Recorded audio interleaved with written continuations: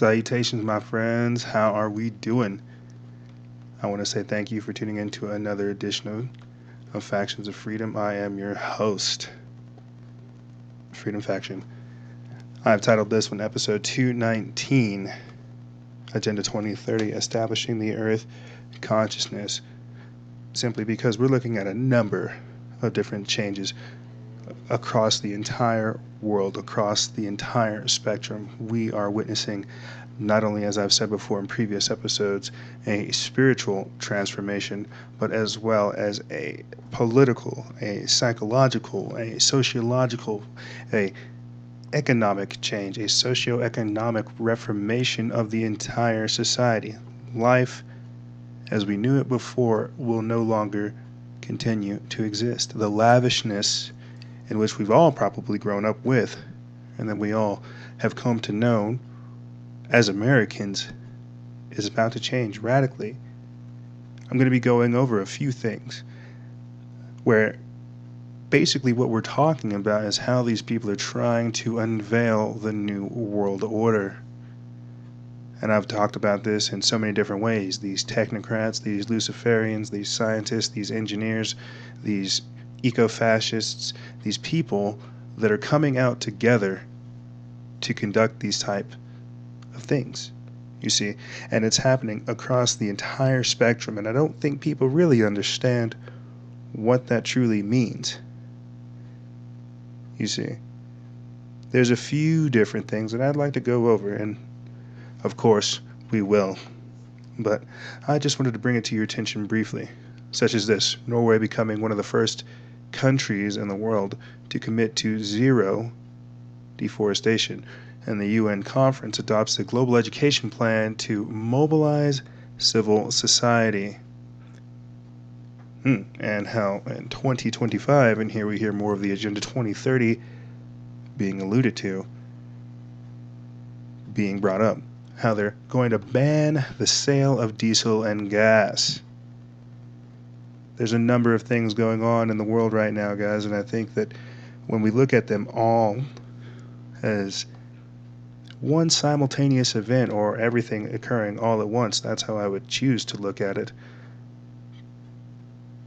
When you look at it that way, you start to understand what it truly means.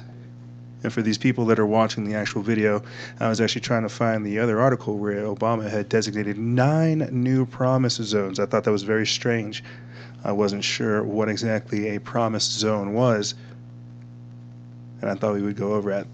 But with that being said, let's jump right into it. So with this article right here, Norway banning the sale of diesel and gas by 2025.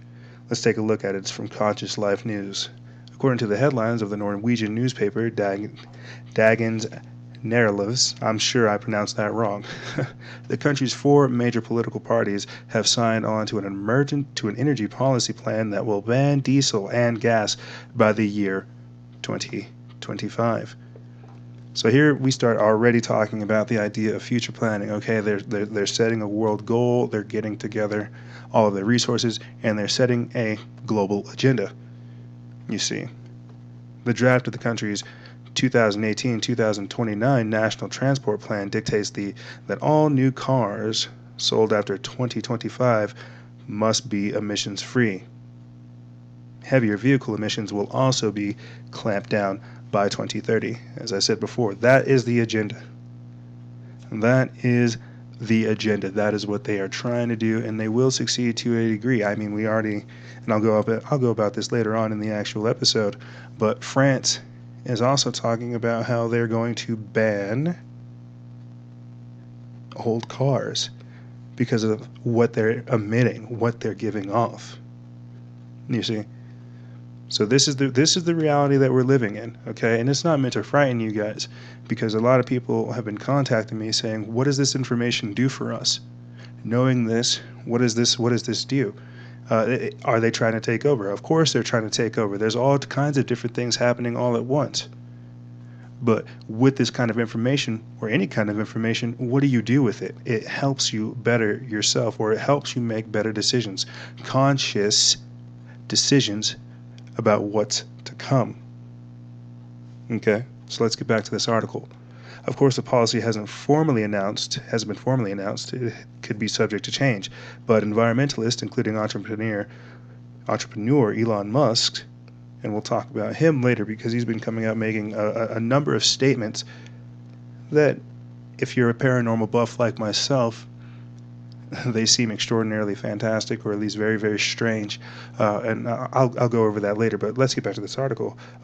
Elon Musk are optimistic that the country, which sells approximately 150,000 cars per year, will follow through with a plan.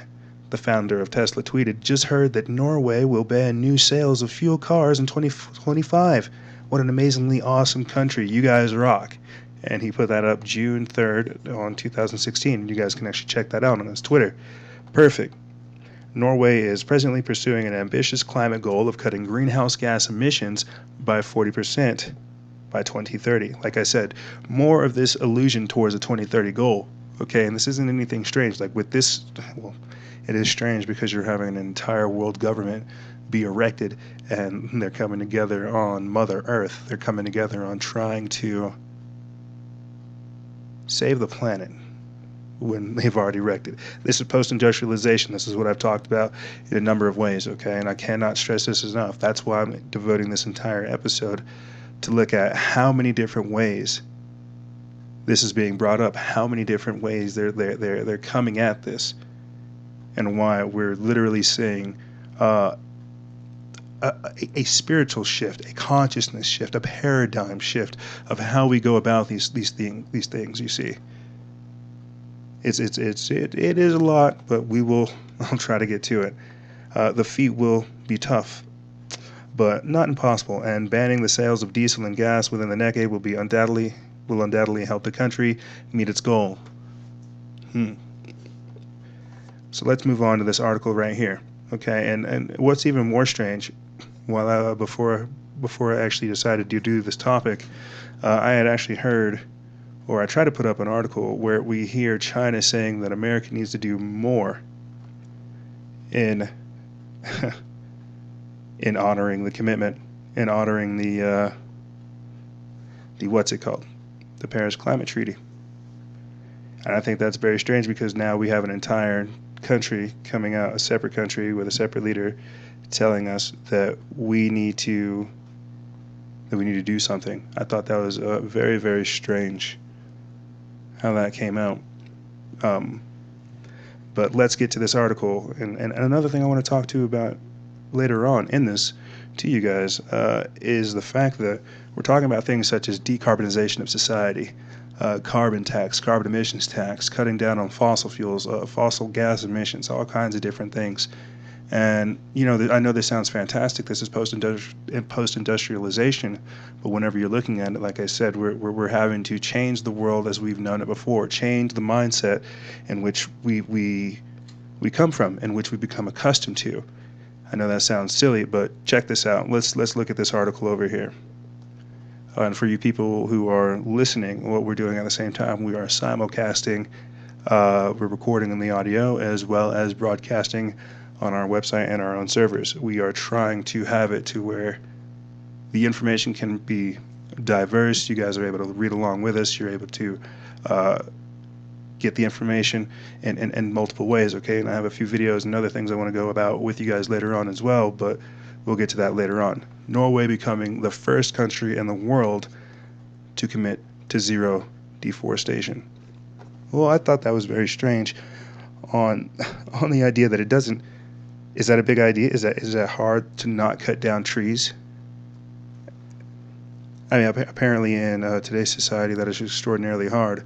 But I want to give proper accreditation to Norway and to the Norwegians for taking such a huge step. And I know it sounds very hippie-ish or it sounds very new age-ish, but God ain't making any more land. If you want a market tip, go invest in real estate, go invest in land, because here's the idea: God is not making any more of it. This synthetic land, these plastic islands, all this other stuff, that's fake. Where invest in land, But let's get to this article. Norway has become the first country in the world to commit to zero deforestation. The Norwegian parliament pledged to the government's public procurement policy will become deforestation free after a committee of MPs recommended imposing regulations to ensure that the state, quote, did not contribute to the deforestation of the rainforest. Not contribute to the deforestation of the rainforest.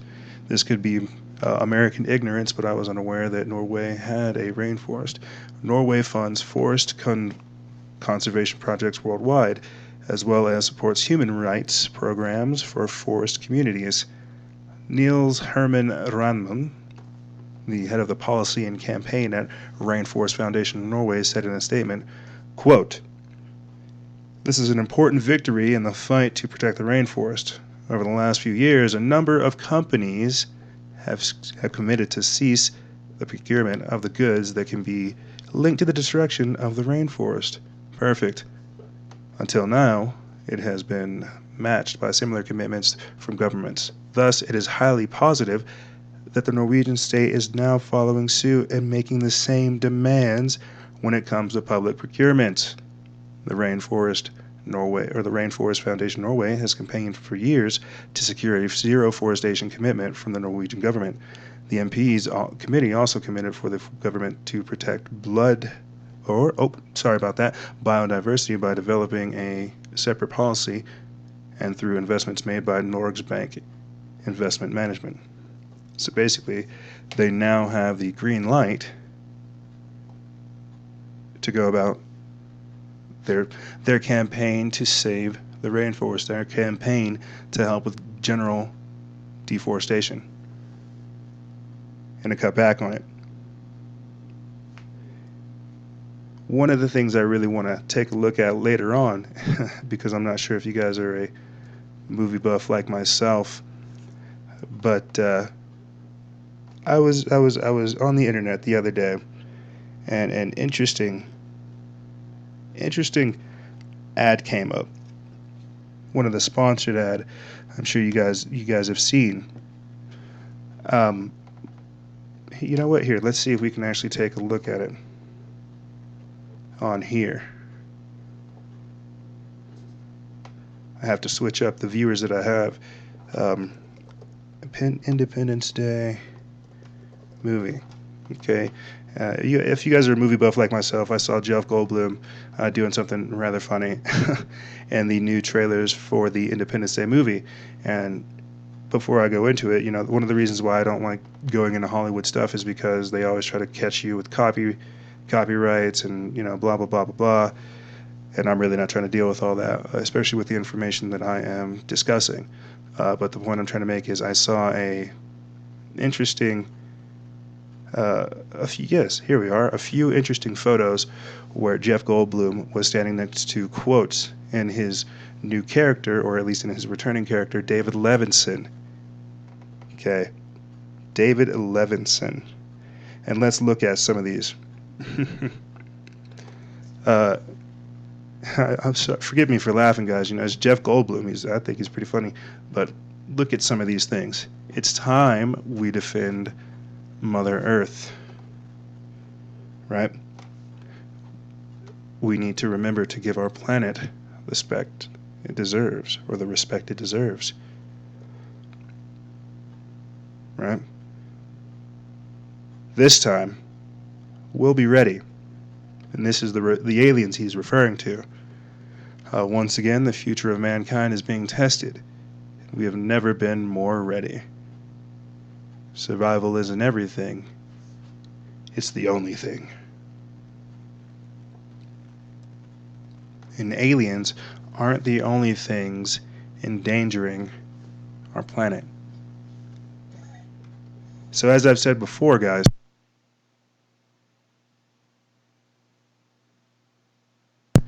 sorry about that, guys. As I've said before, when we're looking at this kind of information, we've got to understand the mindset of these people.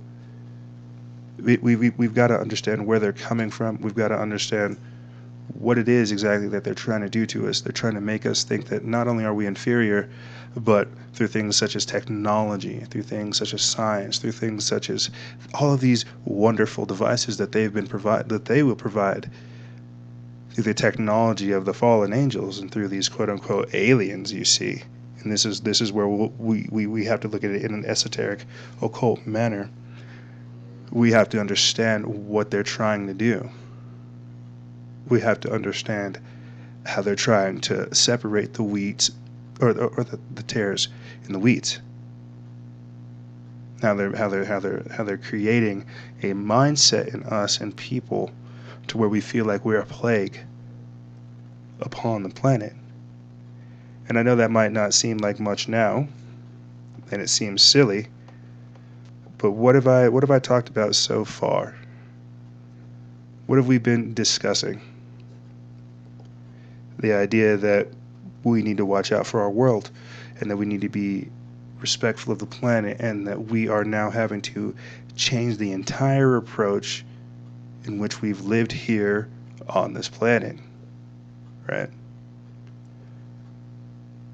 What better way to say that we are transforming our world? The 2030 Agenda for Sustainable Development. You see. So I thought that was very strange that there was a connection in between the Independence Day concept, the idea that they're trying to say the aliens are back and that we need to be respectful of the planet simultaneously. And then with their technology, or this new technology, the advents of these technologies, we are now able to fight back. We're able to have a say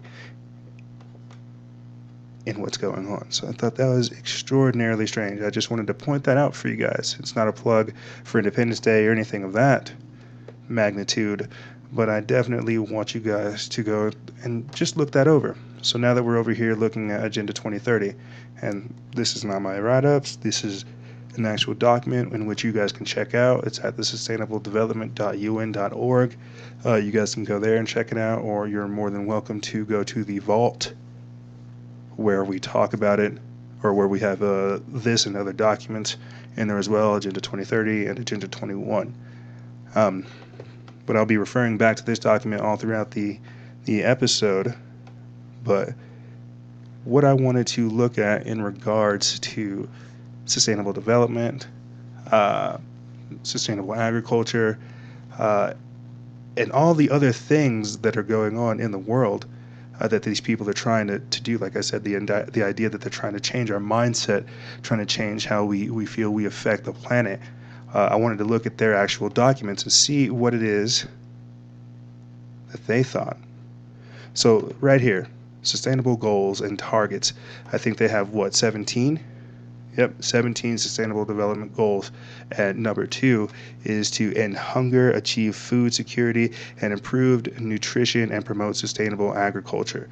So let's go and check that out. Goal number 2. What good is a search if it won't even work? Sorry about that, guys. Always working out the kinks.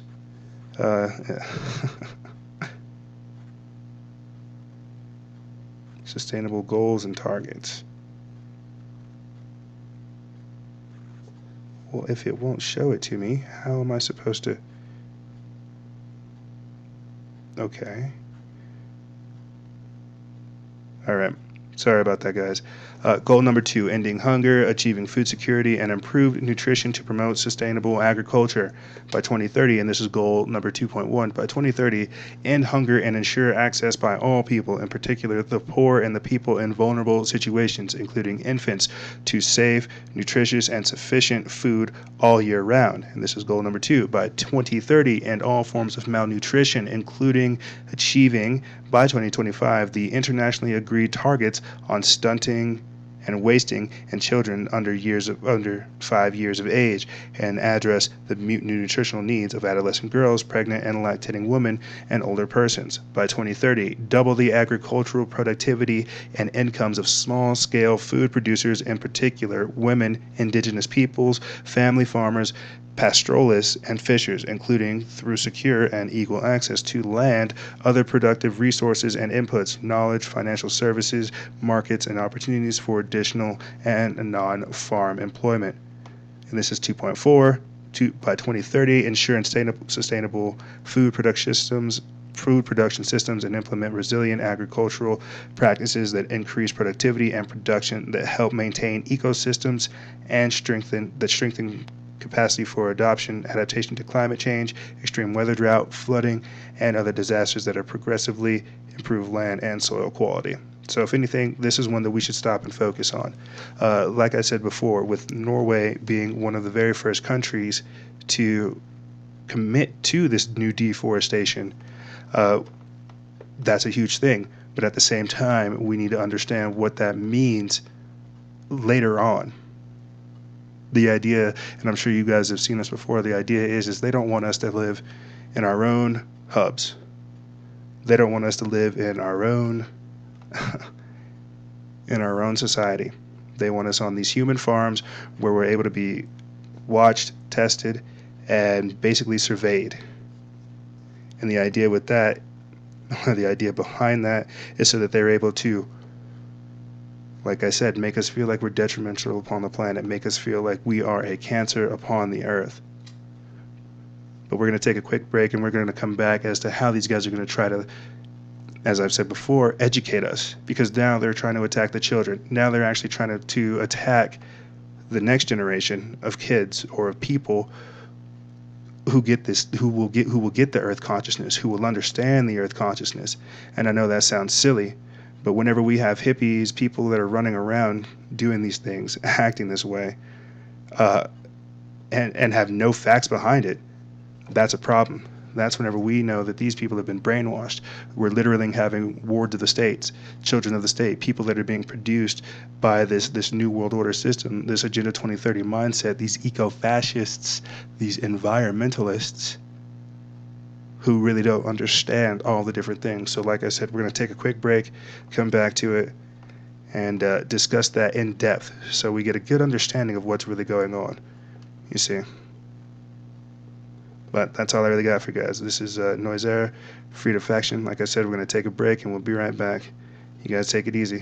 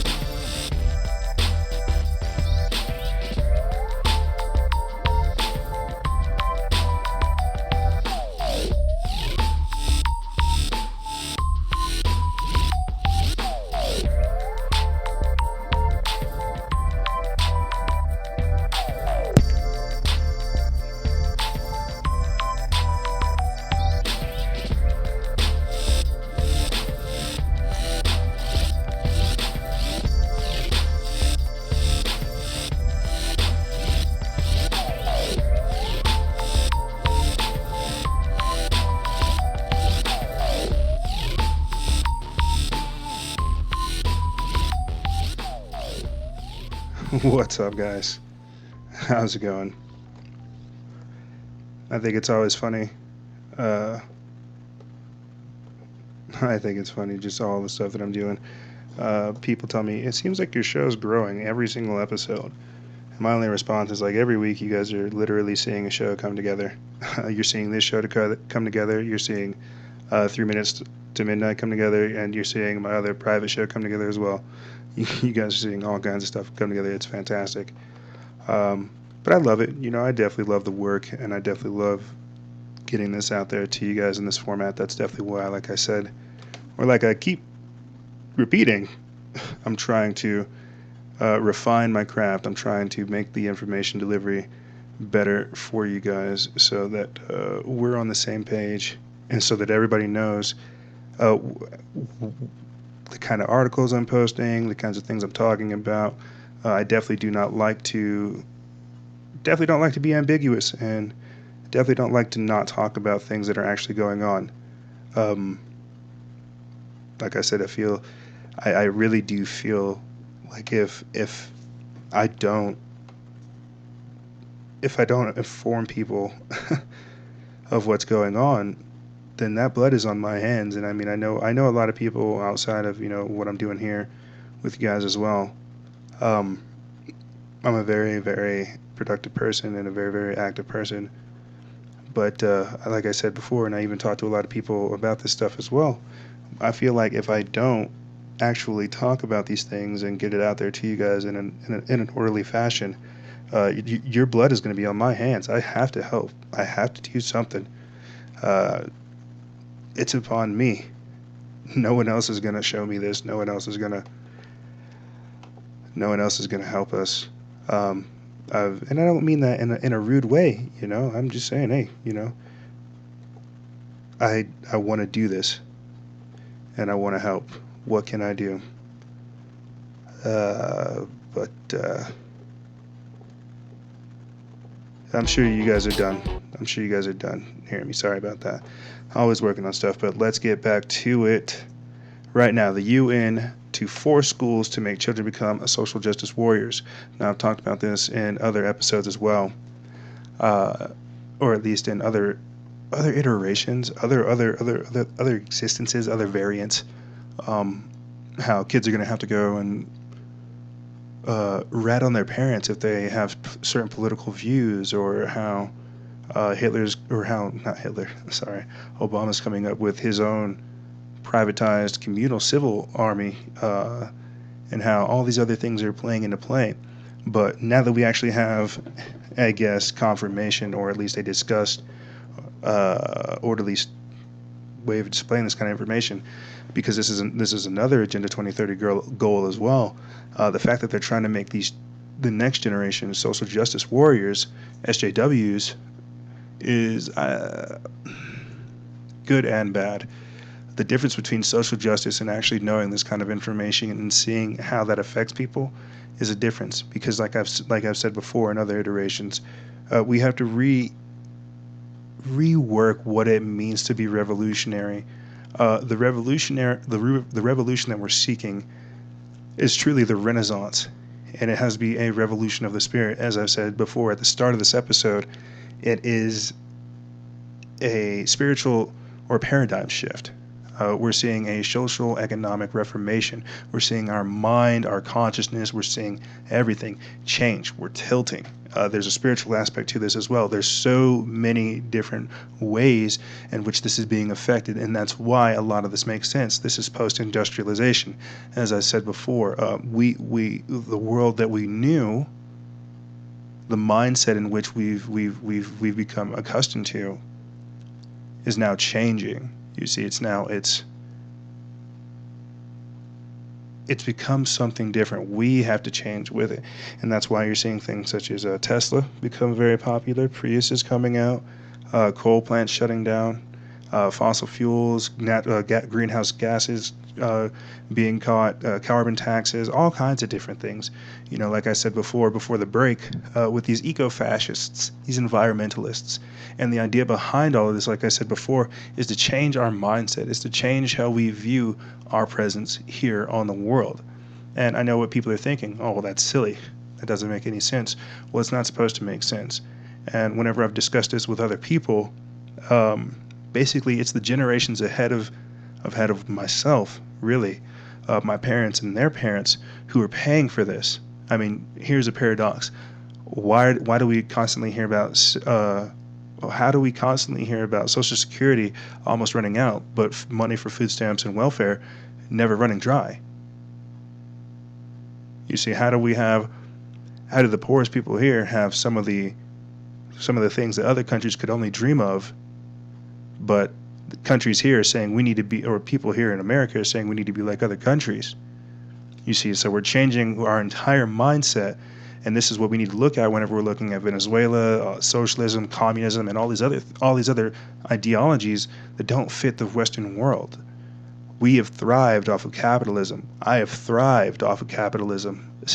I have, simply because I've had to refine everything I've done to be better. If we have to divide up everything, and everybody has certain rations, and we only have a certain amount of everything, and it has to be equally distributed, that doesn't allow for creativity. That doesn't allow for growth. You see, it's stunted by what you were allotted or what you were allocated. And whenever we're looking at this, and I don't know how I got over here onto this rant, but the point I'm trying to make is, with these social justice warriors, when we're looking at how they're being indoctrinated, and that's really all it is, indoctrination, because they're trying to change the mind of the child. They're trying to make us think that, as I said before, we're detrimental upon the planet, and it's upon us or them, these technocrats, these Terrans, these Gaians, these pagans, these people here that are focused on the earth consciousness, that we have to follow them to find salvation.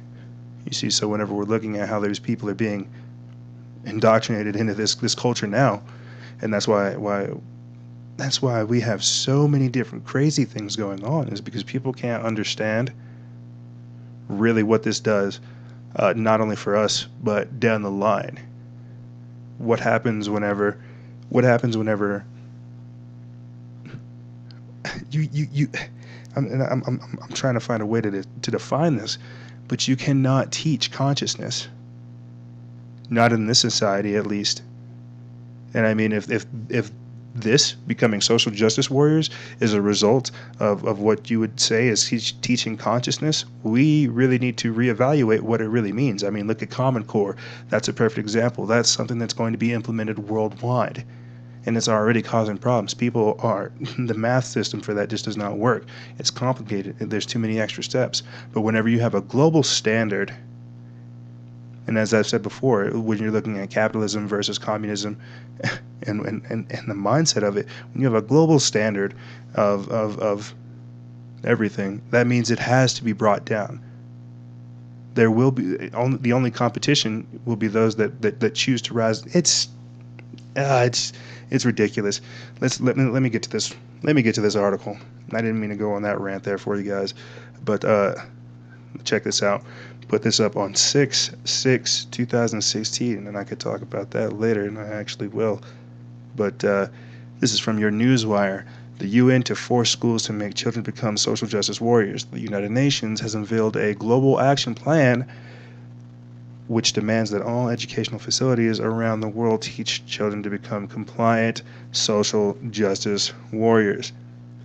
And if you want to hear what I feel like this is, what this is alluding to, or what this is telling us, is, as I said before, with these eco-fascists, these environmentalists, the green police, you think it's bad now, but what happens whenever people start talking about carbon tax, carbon emission tax, carbon fossil fuel emissions, and how much you're consuming versus your production, your electric bill being higher than your water bill, you see? So we really need to start looking at this. I know it sounds silly, but you're going to have hippies chasing you, telling you to cut back on what you're doing, you consumer. But let's get into this article. The Orwellian-style plans include goals of indoctrinating the world's youth and protecting the planet by sacrificing personal freedoms and individuality for the greater good of humanity. So some Machiavellian Orwellian-style thinking, like I said before, indoctrinating us, making us think that we need to sacrifice ourselves for the greater good. of the planet. FreedomNationNews.com reports, if that wasn't bad enough, it also details how they plan to integrate the New World Order concepts into our youth by, quote unquote, exploring ways and means by which education and global citizenship can be integrated into curricula and the agenda for education. Pure outrage. And I agree. Because what happens whenever your children are telling you that you need to stop? You need to stop. You need to stop, or I'm going to have to report social services on you. And it's not for domestic violence. It's not for disciplining your child. It's because your child has been so indoctrinated by the school, and we've heard people talk about this before, how your children are just wards of the state, how they're just supposed to be, how we're just supposed to feed them and clothe them, and they're supposed to do the rest. And you see, so we really need to look at, like I said, the mindset of what's going on, the public indoctrination system known as public school. Another disturbing document in UNESCO's UN Decade of Education for Sustainable Development report that lays out in detail what the summit in Korea was truly about. Brainwashing citizens and our youth to be poor, obedient, sustainability-minded, social justice world citizens. Okay, so I'm going to stop there. I'm not reading these articles ahead of you guys. I'm actually like looking off to the side to focus. But what did they just say? The fact that they're talking about sustainability-minded individuals. They're trying to make it to where we seem like it's cool, it's trendy, it's fun to be poor, it's fun to live off of the bare minimum, it's fun to be alternative. Okay. And I actually want to have my buddy come on, but I have a buddy here where I'm located, and he has a city farm. I thought that is just so ridiculous. How could you have a city farm? That seems so strange. More or less, why would you want to have a city farm? Because where we're located here in Albuquerque, it's wild. It's very very crazy. You know, I love it because I'm able to understand things and I love Albuquerque, but it's very crazy. Why would you want to have a city farm? And this is somebody that I've known for a while, and he just wants to help out. You know, this is the type of person he is. He's grown up on farms. He wants to help farms. His old lady, you know, she's an old cowgirl. They're all up here in the city doing their thing, and they're working their way out. But yeah, and they're not poor. You know, they're actually very well off. They travel a lot, but it's hilarious. I don't know how I got onto this topic, but basically what they're trying to do, my friends, is they want to feed people, you know, and this is why we're starting to see very small apartments come up, these new, more quote-unquote modern places, these modern designed or these modern architectural places. I mean, we come from a time, and if you can think about it, you know, maybe 20, 30, 40 years back, we come from a time where bricks, glass, and wood were the thing. We're now looking at 3D printed materials, very soft materials, and things that aren't durable, that aren't meant to last. Very, very, very cheap and very, very quick places. And I wish I had a better vocabulary and a way of explaining it. But basically, what they're doing is they're trying to have it to where you have these super small apartments that are that are just ridiculously small, and all they really do is they house hundreds of people.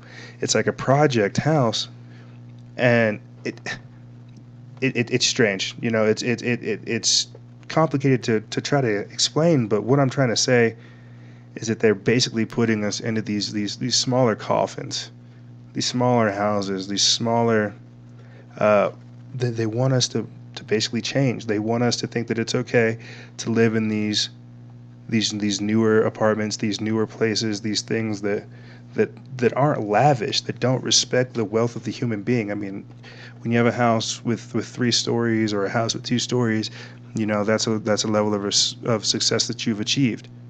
But whenever you have a condo with cheaper materials, running off of all kinds of cheap stuff, you know, you're conserving.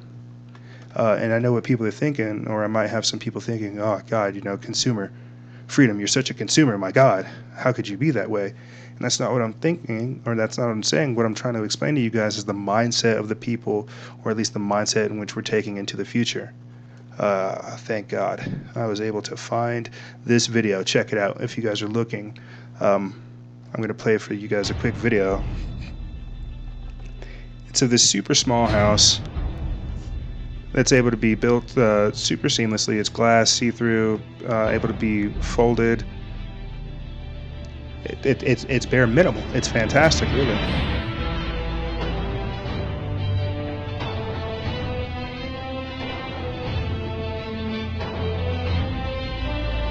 And now it's decked out with furniture, you know.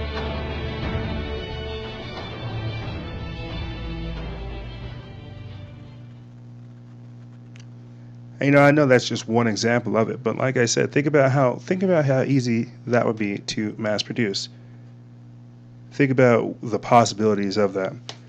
So as I said before, that's where we're going, with people with that kind of mindset, thinking that it's okay to live in these easily constructible, these sustainable houses, where the mindset is we're supposed to protect nature, we're supposed to be eco-friendly.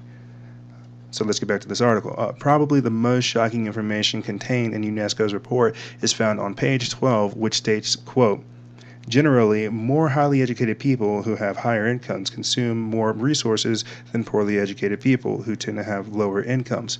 In this case, more education increases the threat to sustainability. So I'm going to reread that again, because basically what I got from that is smarter people make more money. Dumber people will live off of the sustainable world that we provide them. Generally, more highly educated people who have higher incomes consume more resources than poorly educated people who tend to have lower incomes.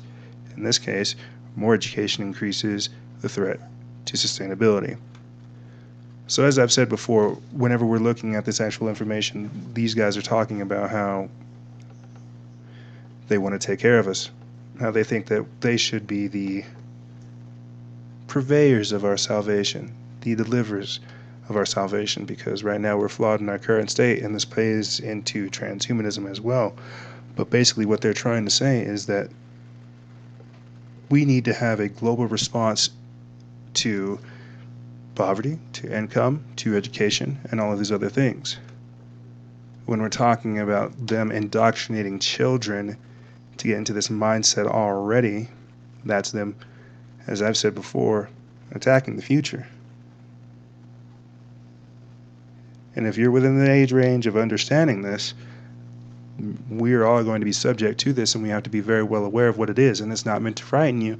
This is all meant to give you the information that you need to make the effective changes that's going on.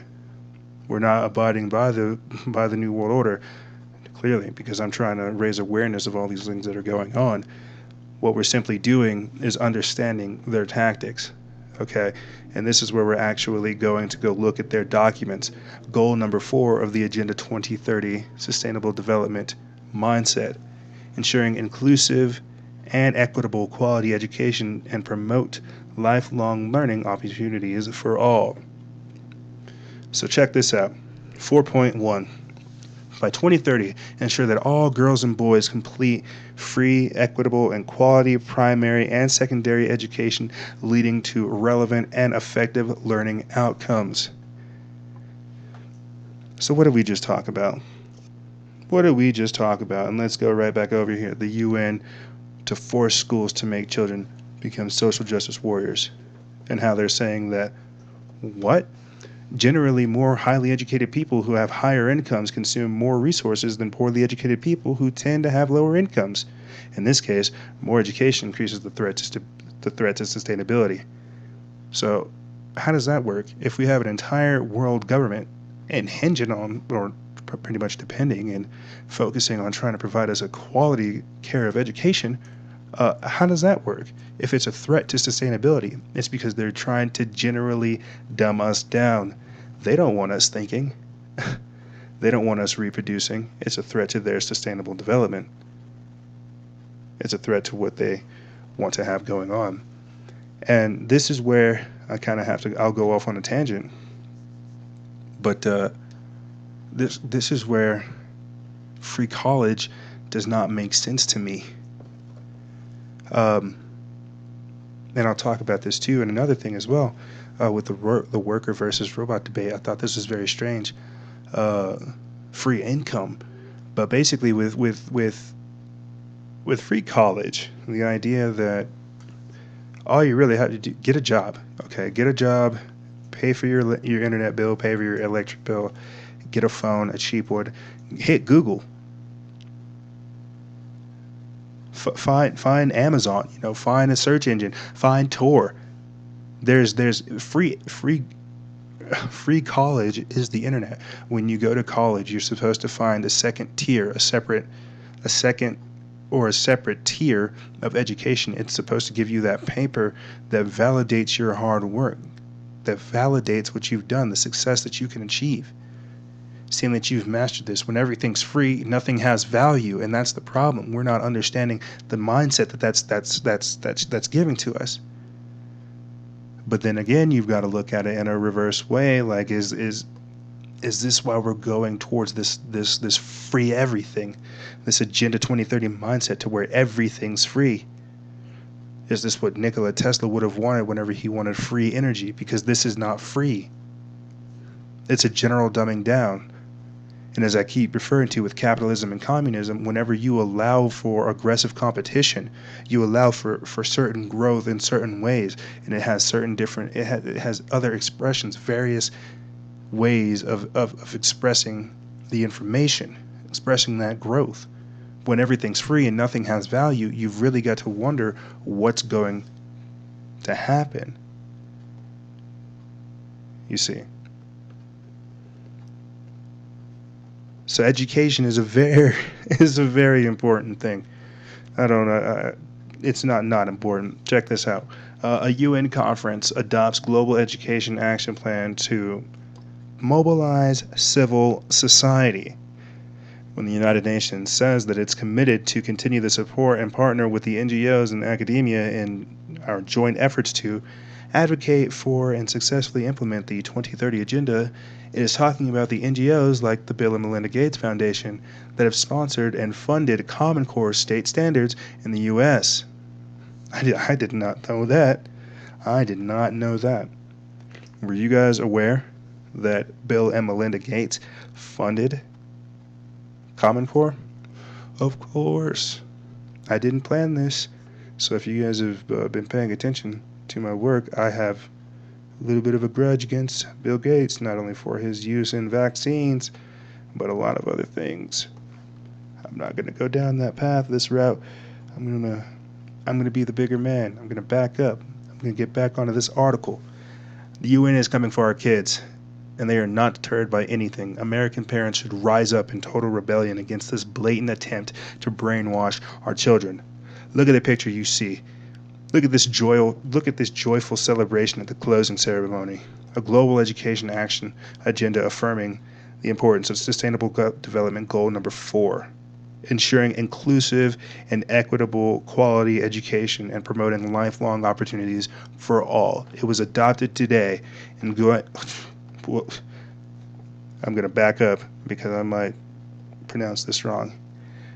Guyangju, Republic of Korea, speaking from the podium at the 66th United Nations Department of Public Information, the non-governmental organization conference, Ms. Christina Galich, UN Under Secretary General. Man, this is ridiculous. Sorry about this, guys. It's freezing up on me. This conference has demonstrated another example of the value of the United Nations in investing in partnership with academia and NGOs. So basically through a series of different, and I've talked about this before, and Obama's talked about it in relation to some of the plans or the goals of the Agenda 2030 mindset, is that through a number of separate NGOs and other things, they're able to funnel and channel money into the actual agenda, into the things that they're trying to do. And that's what, if anything, that's what's scary, is because all of these different shell corporations, these cut out cookie cutter companies that aren't even real. Whenever we're looking at them, all they're really doing is contributing to the problem. And as the article said, looking at goal number 4, them trying to brainwash our children, turn them into quote unquote social justice warriors. This is it. This is a publicly stated thing. That's why I said I'm going to keep referring back to this so we can really understand what's going on. I'm going to read a few of these, and I'm actually going to show you guys a picture, or really a video, where they're trying to take the education, what this means for, as I said, our children. Right here, 4.6. By 2030, ensure that all youth and a substantial portion of adults, both men and women, achieve literacy and numeracy, so basically re-education.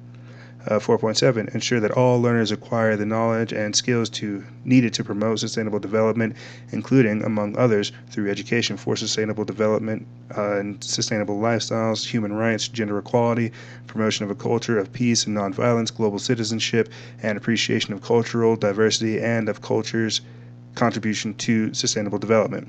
So basically being appreciative. And if you've heard me talk about this before, basically what this is forced compassion. This is fake compassion.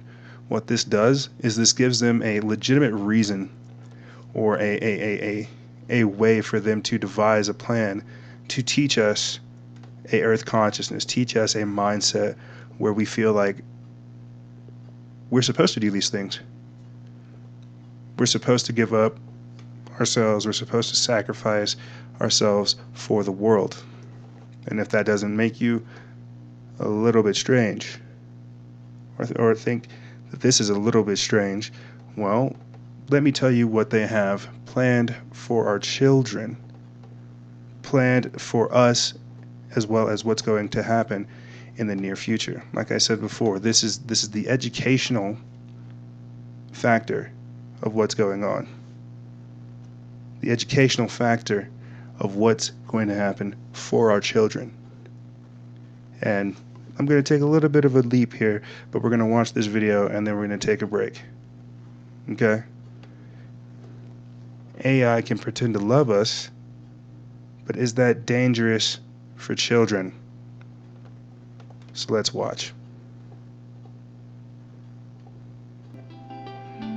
I have very strong feelings about a future in which robots become the kind of conversational agent that pretend to have emotional lives. Shortly after I finished Reclaiming Conversation, I was interviewed for an article in the New York Times about Hello Barbie.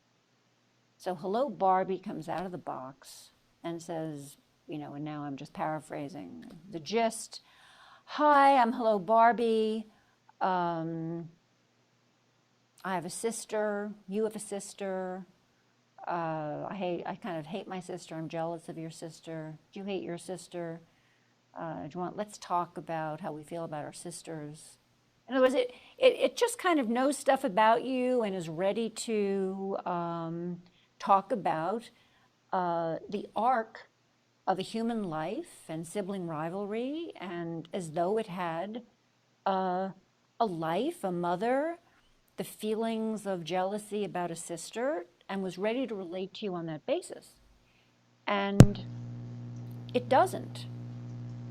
It's teaching pretend empathy.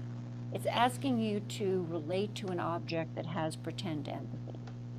And this is really not in my view. I had to pause it there briefly because, like I said, and this is the reason why I'm showing the video, is because this is teaching us pretend empathy. This is synthetic. It's not real. This is what they're trying to do. They're trying to get us into a mindset to where we feel like it's appropriate to have these pretend emotions, to where this is forced upon us. This is indoctrination. This is a form of brainwashing. Sorry about that. I'll actually let the video finish. This is really a not good direction for AI to go. There are so many wonderful things for robots to do. So many wonderful things for robots to do. Having pretend empathy having pretend conversations about caring and love and things that a robot can't feel about their bodies and about their lives and about their mothers and about their sisters, gets children and gets elders, which are the other target group for these robots, into a kind of fantasy miasma that is not good for anybody. Children don't need to learn pretend empathy. They need to learn real empathy, which they get from having real conversations with real people who do have sisters, who do have mothers. I think this is a very dangerous, indeed very toxic direction. We worry so much about whether we can get people to talk to robots. Can you get a child to talk to this Hello Barbie? Can you get an elderly person to talk to a sociable robot? What about who's listening? There's nobody listening. These robots don't know how to listen and understand what you're saying. They know how to respond. They're programmed to make something of what you say and respond, but they don't know what it means. If you say, my sister makes me feel depressed because she's more beautiful than I am, and I feel my mother loves her more. That robot really does not do anything useful to you with that information. That's not empathy. And children need to know that they're being heard by a human being that can do this empathy game with them, this empathy dance with them. So in the middle of a time when we're having this crisis in empathy, to imagine that now we're going to throw in some robots that will do some pretend empathy, I'd have to say that in all the optimism of my book, this is the pessimistic part. And I really end the book with a kind of call to arms. I call it, what do we forget when we talk to machines? And I mean it to be literally a call to arms that this is not a good direction. We don't need to take this direction. We just need to not buy these products. This doesn't take a social revolution. This just takes consumers saying that they are not going to buy these products and not bring them into their homes.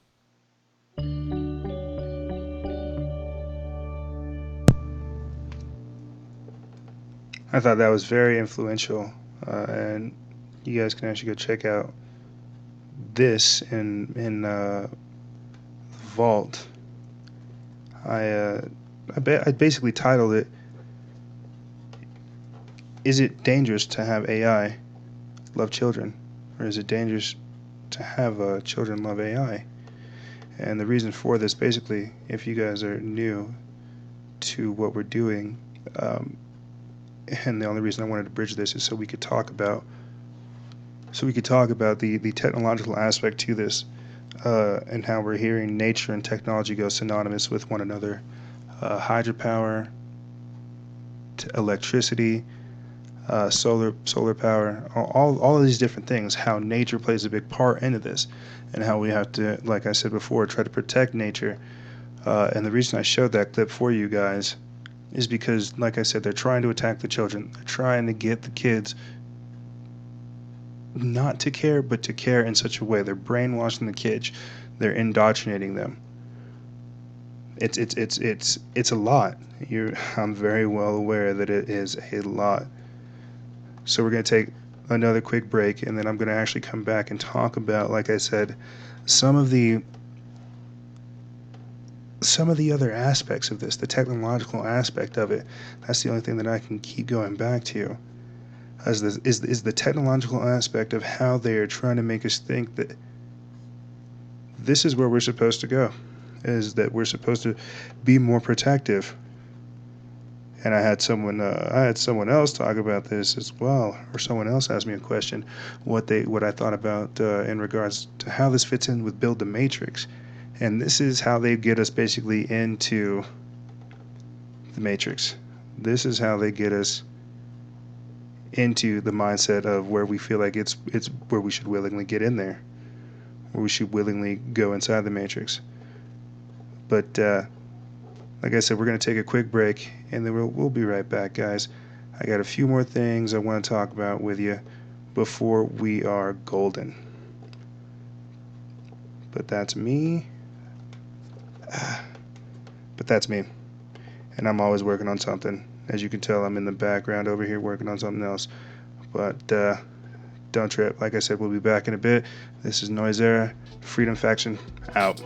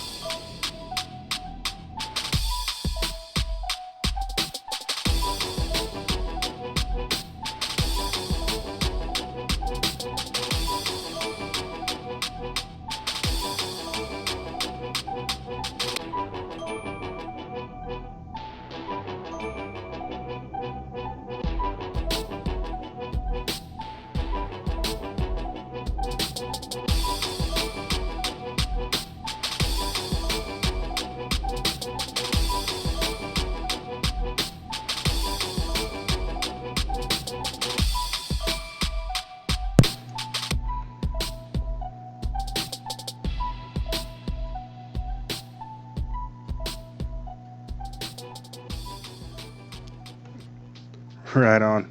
Welcome back, my friends. Welcome back. Sorry about that kind of shaky exit. I had to handle some things on this end because, well, something's always happening.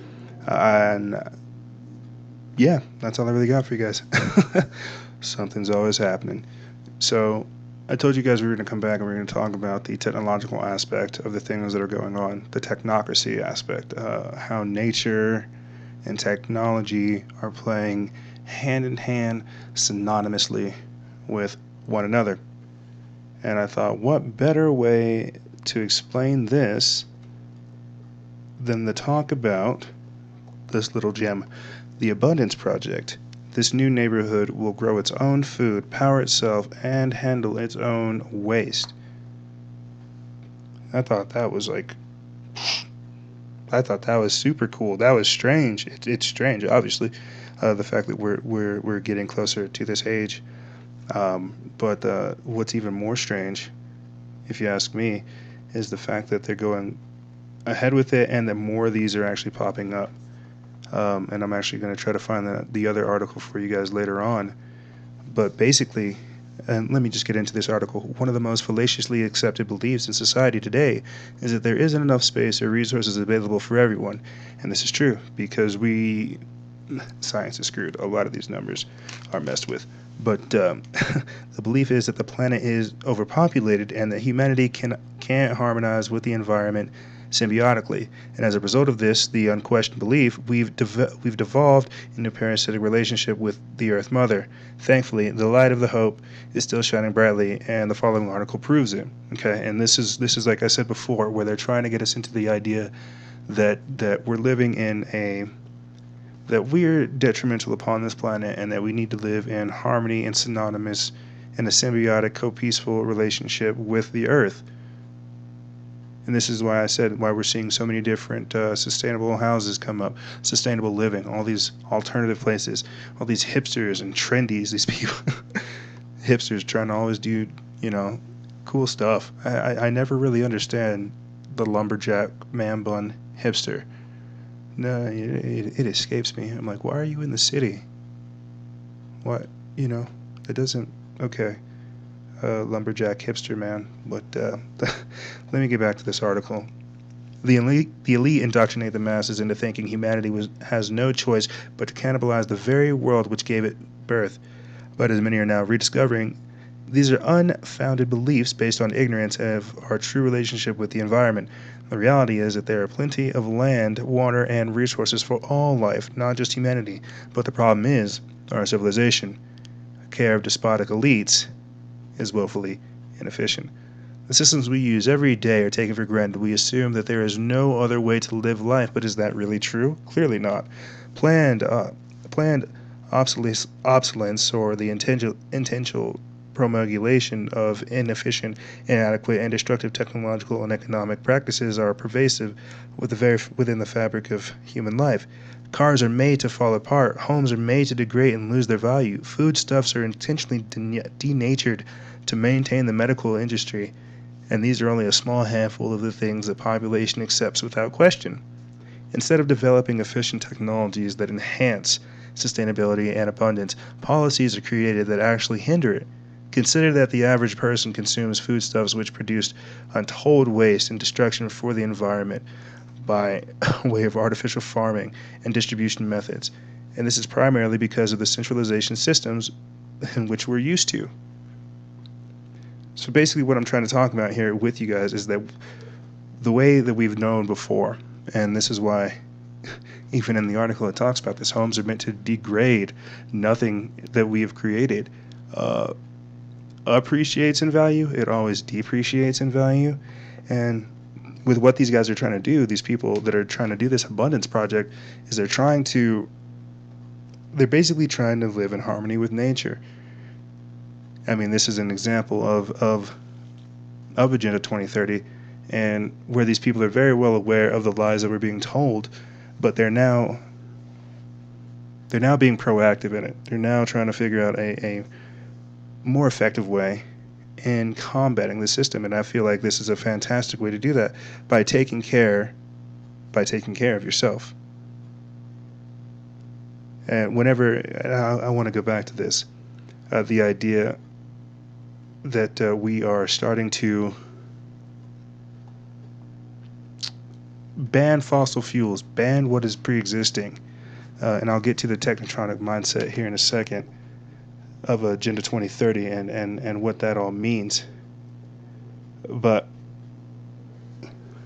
what they're basically trying to do, and I know I've reiterated this a few separate times, is they're trying to get it to where we think it's perfectly fine to live this way. As I said before, making poor being cool, making it trendy to be poor, making it trendy to have less than. And for some people that actually might be fantastic. They're minimalists. There are people that believe vegans. There are people that believe that we shouldn't kill other animals. There are other people. There's lots of different examples of it. But the only problem I have with it is, like I said before, this forced compassion. Check this out. France makes it illegal to drive old cars. France is to ban all cars registered before 1997 from July 1st under new rules aimed at curbing smog and traffic problems in Paris. So what do you guys think that means? I mean, people say it's bullcrap. Some say that it's good for them. Some even say that the United States should do it. You know, but there are also very awake people who are aware that this is Agenda 21 working its magic. Eventually, there will be no cars for people to drive, and this is what I want to segue into before I actually get into this article, and I'll weave this in throughout it. The reason why we're talking about banning fossil fuels, banning gas, banning all these other things that we've become accustomed to is because they have freedom attached to them. In a 1970 Mustang, that's not gonna fly here in the future. I mean, we already have Priuses running around. We have Teslas. We have hybrid cars running around. Okay, and this is the reality that we're living in. Whenever these new children are being indoctrinated to where they think it's perfectly fine to act this way, to tell you, hey, that 1970s Chevy Mustang that you got over there, that's bad, Grandpa Freedom. You got to get rid of it, or I'm going to call social services, or I'm going to call the Green Police, or whatever institution they decide to erect. You see, whenever they tell you that your ATV is dirty and you can't go mudding, or you can't take your bike out, you see all these other things that consume gas that provide us this type of freedom that I'm trying to refer to, the good old fashioned freedom of just driving through the open road. They're trying to cut back on that. They're trying to make us have this earth consciousness, this mindset to where we're aware of our carbon footprint, our carbon emissions, how much we put out upon the planet. You see, that is the technocracy, because we're already having things such as tax by the mile, and this is why autonomous cars are coming out. This is why right now they're trying to ban the alternatives that we have. They're trying to cut off everything that we have going on so that they can get us into this matrix, into this hub that they have created. And that's how it ties into the building the matrix, is because, and I'll jump back over to Agenda 2030 briefly, but let me segue into this. If humans come from the ether, from God, the cosmos, if humans come from the ether, and humans have created the digital, you see, you've got to look at the scale of things. As we come from something that is immaterial, we ourselves have created something that is immaterial that can spawn all sorts of beautiful things. As I said before, this show, everything I'm doing, is a testament to pulling things from the ether of the digital world and bringing it out so that people can view it. We as humans are just that on a macro scale. And there's all kinds of different philosophical implications you could get into with that, and I would love to. But to jump back onto the Agenda 2030 mindset, what they're trying to do is they want us in this hub, this in the digital ether that I was referring to as the actual matrix, the digital prison, the internet world, the interwebs. That's what I was referring to as far as building the matrix. And how does this tie into it? What they're trying to do is they're trying to basically form us into these hubs, these centers, where it's perfectly fine to think that we should be living next to a family of 7 in a 2-room apartment. You see. So how does this tie in with banning cars? Freedom, you're talking crazy. Basically what it is they're changing the mindset. They're cutting off our alternatives. They're making us get into this technotronic grid, into this network that they have total awareness on, total dominance over, the technocracy, you see. So by cutting off the idea of old cars, banning that, and then only offering hybrid cars and semi-autonomous to fully autonomous vehicles, they're already changing what it means to have this freedom that I was referring to at the start of this spiel. So whenever we have things with Uber and Lyft, yes, it's fantastic, but what they're trying to do is they're trying to make it think to where we're not responsible enough to have that much freedom. We need to give it over to something else. We need to give it over to the machines. We need to hand over our responsibility, our freedom, to someone else, because we can't be trusted. And I know this is a far-fetched concept, guys, But that's what psychic repetition is meant to do. It's meant to chip it away at your brain until you think what is being forced upon you. So whenever I see an article like this where they're saying France is going to ban the sale of old cars or the use of old cars, and we're already talking about how Oregon is playing into the tax by mile scheme. Autonomous cars are being brought up. Tesla's even using it. Uber's thinking about using autonomous vehicles. And you see, what they're basically trying to say is, you don't need to do anything. Let us take care of everything for you. Let us take care of everything that you need. This is the decarbonization of society and of the economy that Christiana Figueres, the head of the UNFCCC, the UN Framework for Climate Change, this is what she's referring to whenever she's talking about the decarbonization of society. Elon Musk has even talked about it. A few people have talked about it, these technocrats. But basically what it is just that. Let me read from this article for you guys, and then we'll move on to something a little bit different. And I want to talk about what Elon Musk has been up to. But old cars are to be banned from Paris during weekdays, and all motorcycles registered before 1999 are to be barred from the roads too. The ban was announced last year as part of an anti-pollution measure that will become progressively stricter in the coming years. By 2020, the ban will extend to cover cars that were registered prior to 2010. Those who violate the rule can face a fine up to 33 or 35 euros or $39 in American. As of July or January 1st, 2017, Paris Mayor Anne Hidalgo has implemented several measures aimed at reducing smog across the French capital, including a recent move to ban cars from the Champs-Élysées on the first Sunday of every month. The socialist mayor has also moved to create more pedestrian zones at major traffic circles and along the Seine River. Last year, the city held its first ever Day Without Cars, which will be expanded to cover more neighborhoods through this year. So, Day Without Cars. I think that's very strange, the idea that they have an entire day dedicated to this. So here we go again with, like I said, the indoctrination, the mindset of thinking that it's perfectly fine to act this way, that it's perfectly fine to give up the rights that you do have, what little rights we do have, and now we're talking about obeying Big Brother. You see? So let me see if I can find this article for you guys, and I thought this was very strange. A promise zone. I kind of want to. I want to segue over here to this. Obama talking about a promise zone, and I thought, what in good God's name is a promise zone? Let me read from this article to you guys. The Obama administration has added 9 communities to its efforts to ease the access to federal aid and to cut red tape for areas beset by joblessness, hunger, crime, and poor housing. The newly selected called promise zones.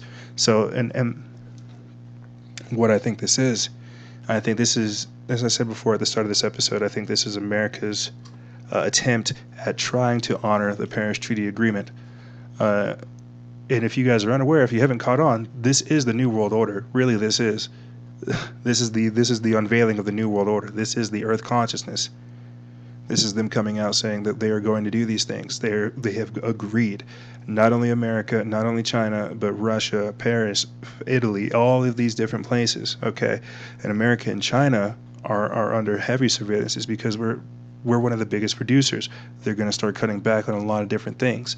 This is what I'm talking about whenever I'm referring to the socio-economic reformation, the mindset in which they're trying to get us into. This is why we're changing. This is the Earth consciousness. Let me get back to this article. The newly selected so-called promise zones include neighborhoods in Nashville, South Los Angeles, the west side of Atlanta, parts of Evansville, Indiana, San Diego, eastern Puerto Rico, and southwest Florida. The Spokane Indian reservations are in communities near Spokane, Washington, and the Turtle Mountain Band of Chippewa Indians and their communities around the Rolette County in North Dakota are also selected. The list brings to The list brings to 22 the number of urban, rural, and Indian communities that carry the Promise Zone designations, a cornerstone of President Obama's anti-poverty and urban development agenda. The designation comes with no guaranteed new federal money, but gives communities an advantage in applying for grants as well as special access to federal employees who act as liaisons and guides through federal bureaucracy. Since launching with 5 zones in 2014 of January 2014, the zones have secured more than 550 million in federal investments, according to the White House. So basically, what they're doing is they're allowing certain parts, and I've said this before, certain parts of the country to engage in this behavior, to engage in this mindset. The mindset of this promise zone. The mindset of thinking that this is where we are going to go. And that if you want money, if you would like to pay attention, or if you would want to contribute to the things that are going on, you need to buy into the system.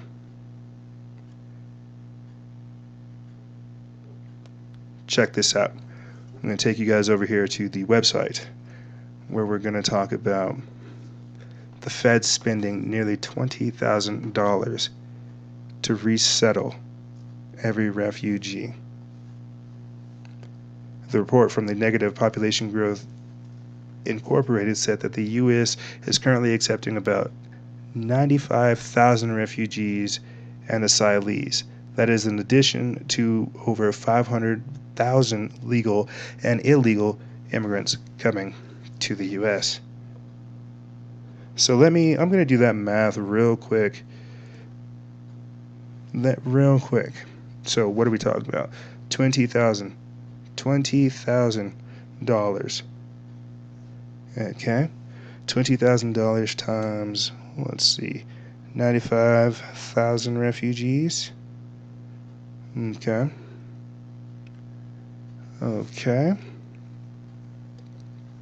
So right there, that is 1.9 trillion. Or actually 1.9 billion. Sorry about that. And let me look at some of these other numbers. I'm just going to have to clear that, and then we're going to come back to that. 500,000 times 20,000. Oh, okay. So that's 10 trillion already spent on the refugees that are the legal and illegal refugees that are already here, spread around our entire country. This is the multicultural agenda. This is the poverty in which Obama is speaking on. And I'm sure if we were to do a little bit more investigation around where they're placing these people, I'm sure they would be in these new promise zones. You see, there's another article I want to take a look at real quick. Some things in closing, because I'm not trying to go over them super fast. Or I'm not trying to go over them super in depth. Sorry about that. Why Boston was chosen for the next U.S.-China climate summit. You guys think that's a little bit strange? Mayors from China and the U.S. will gather in Boston next year for the Climate Smart Low Carbon Cities Summit. Boston Mayor Marty Walsh is speaking at the second annual two-day summit this week in Beijing. The two-day meeting between local leaders in the two countries is described as an opportunity to exchange best practices between U.S. and Chinese cities. The summit is organized by the C40 Cities Climate Leadership Group, which began in 2005 as a network for like-minded leaders and has grown into an organization of the world's largest cities. Considering the fact that the cities occupy only 2% of the world's landmass but emit 70% of the global carbon dioxide emissions and consume two-thirds of the world's energies, C40 participants believe that as a part of the climate change problems, cities also have the opportunity to be integral to its solution. And C40 cities have already committed to reducing emissions by 3 gigatons of carbon dioxide by 2030. So here we go again with more people talking about cutting back on what's going on in society, cutting back on our usage, cutting back on what's actually going on.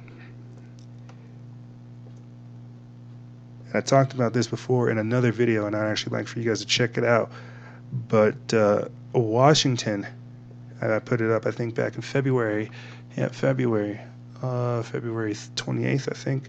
I'm not going to go all the way back for you guys, but Washington actually passed a carbon tax as well, and it's $25 per metric ton, I think. Uh, I think that's ridiculous. Like I said before, they're literally and carbon is in everything. My God, but they're getting us ready, or they're preparing us, or they're actually getting us right now in the mindset to where we think it's okay to live this way. That we have to be very conscious of what's going on. And now recently, Alberta, Canada, has passed a carbon tax on top of them now making assisted suicide legal, which I think is ridiculous if you ask me. But let me read from this article. The Alberta government has announced that its proposal to implement carbon taxes has passed in legislature. The Alberta government passed its continuous carbon tax bill Tuesday, but opposition MLAs decried the NDP's unwillingness to accept amendments.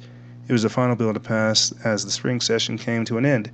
Premier Rachel Notley and House Leader Brian Mason will speak about the bill at the live session at 1 p.m.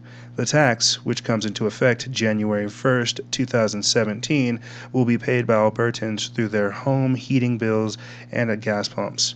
Lower income Albertans will start receiving rebates in January. So here we go again with them talking about how January 1st, 2017, next year, they are starting to implement this. Things are going down. Things are changing. And this is where they're going. This is what's going to happen. And if you guys are unaware, and I don't mean to cover this in closing, but Bilderberg is taking place right now. Bilderberg is occurring right now. And last year they talked about how AI, transhumanism, and all the things that we are dealing with now were on the agenda, and they have kept to their word, because it has definitely been a year for just that. And it is now happening. This time around, they're talking about depopulation. They're talking about all kinds of other crazy things. I'll do an entire other separate episode about that. But what we really got to understand is, now that these things are in place, now that they're actually starting to implement them, we ourselves need to change our tactics. They're trying to shut down the internet and all kinds of other stuff. But let me go over this as well in closing. And this is I want to go over this real quick. Gene drives in relation to the Bill and Melinda Gates Foundation, transhumanism, Agenda 2030, Zika virus, genetic modification, climate change. All this ties in is because what these gene drives are basically, just imagine a little mosquito that could prick you and change your genetic code. I mean, we have things with CRISPR-Cas9 where you're able to edit it, but imagine if a mosquito was able just to go in and change your genetic code. It's ridiculous. It is ridiculous where we are at, and that's all I can really say. That's all I can really say. So I hope I gave you guys enough information in this edition to actually go out and go do your own research, or enough to spur you on, or to make you aware of the things that are going on. Because while I talk about these things, they're being implemented. Like I said, Bilderberg is occurring right now. We can see evidence of them actually trying to implement this new world order every day, them unveiling the new order with things such as climate change. And, I'm not even going to talk about how through things such as cloud seeding, HARP, weather modification, chemtrails, and everything else, how man-made climate change is very much a reality. You guys can go off and go do that research yourself. But that's one aspect of this. One aspect of this Agenda 2030. One aspect of this faux compassion, this fake compassion, this forced empathy, to where we feel like we have to have awareness of the earth, consciousness, awareness of what's going on. Okay? The decarbonization of society. And this is why whenever we're talking about things such as autonomous cars, autonomous restaurants, autonomous delivery, all of these different things, they play in. It all makes sense whenever you start looking at it in a whole. But I digress. That's all I really got for you guys. If you have any questions, feel free to email me. I'll have it in the description bar below. And as always, guys, stay vigilant, expose lies, and share truth. I'm going to be playing some music for you guys so you can jam out to it if you want. But this is Noisera, Freedom Faction, out.